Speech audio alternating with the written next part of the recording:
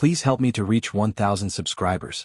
I never imagined that suggesting we see other people could completely shatter the life I thought we had. My name is Clara, I'm 32, and for the past 6 years I believed that my relationship with Michael was unbreakable. We had met in college, instantly clicked, and after graduation we moved in together. Everyone around us called us the perfect couple, and to be honest, I believed it too. Michael was calm, dependable, the kind of man who balanced out my restless energy. I was impulsive, chaotic, the type who thrived on spontaneity, and somehow he grounded me. I thought that combination was perfect, until I realized how fragile even the strongest foundations could be. It all started innocently enough, or at least that's what I told myself.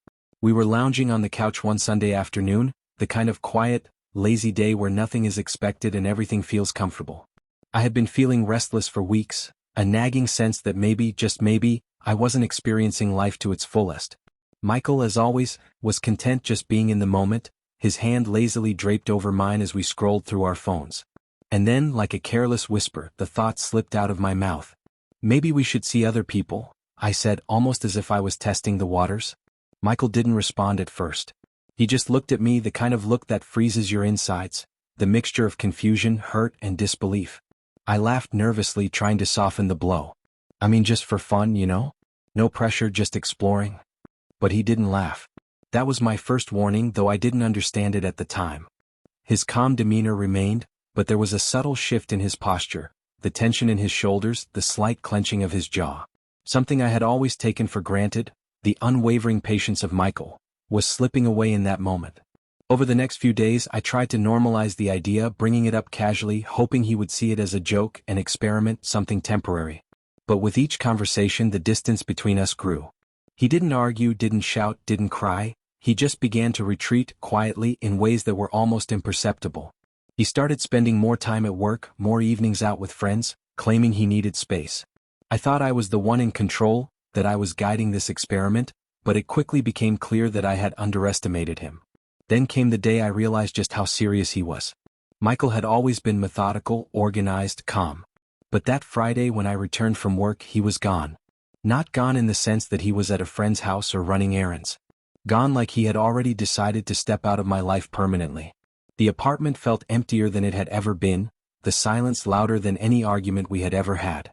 I called him repeatedly, each ring echoing my panic. No answer. Texts went unread. And somewhere, amidst the panic and confusion, I began to feel the first pangs of real fear. The fear of having pushed someone away I would never get back. A week passed before I finally got a response. A single text, short, almost clinical. Clara, I think we need to talk. My heart raced.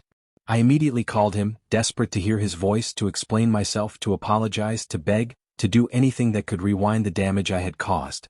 But when I finally reached him, the conversation was nothing like I had imagined. I've met someone, he said, calm, deliberate, unflinching. I froze. My brain couldn't process it. What? I stammered. Already? Yes, he said. She's amazing. She makes me feel appreciated, respected. I didn't realize what I was missing until you asked that question, until you pushed me to the edge. I wanted to scream, to cry, to argue, to make him see that I had been joking, that it was never meant seriously, but his voice cut through my chaos with perfect clarity. It wasn't anger, it wasn't drama. It was resolution, certainty. The kind of calm that doesn't negotiate. He had made his decision, and there was nothing left for me to say. For days I couldn't eat, couldn't sleep. I kept replaying our years together in my mind, analyzing every laugh, every touch, every quiet moment. How had I been so blind? How had I thought that suggesting we see other people was harmless? I had treated our love as though it were a safety net, assuming that no matter what, Michael would remain. But love, I learned, is not a guarantee. It's a fragile trust that requires care, respect, and boundaries, and I had trampled all three. The social media notifications only made it worse. A mutual friend posted a photo of Michael, holding hands with his new fiancée, smiling in a way that I had never seen directed at me. My stomach churned, my heart sank. I scrolled through the comments, each one a reminder of my failure. Good for him. He deserves happiness. She finally realized she lost someone amazing. The words were not cruel, they were reality. And reality was unbearable. I tried to reach out to Michael, at first with messages full of excuses, then with messages full of regret, and finally just silence. I had no words left. Every attempt seemed to push him further away, solidifying the truth I refused to accept. I was alone. The nights were the worst. Alone in our apartment, the walls echoing with memories, I felt the weight of my decisions pressing down on me. The man I had laughed at, teased, and pushed to the edge was now moving forward without me, building a life that no longer had room for my chaos. And in those quiet, endless hours, I began to understand the depth of what I had lost. Not just Michael, but the version of myself that I had believed could be careless without consequence. I didn't reach out to friends. I didn't post on social media.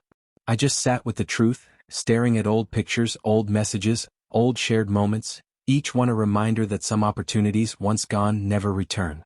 The reality was harsh and unyielding, but it was necessary.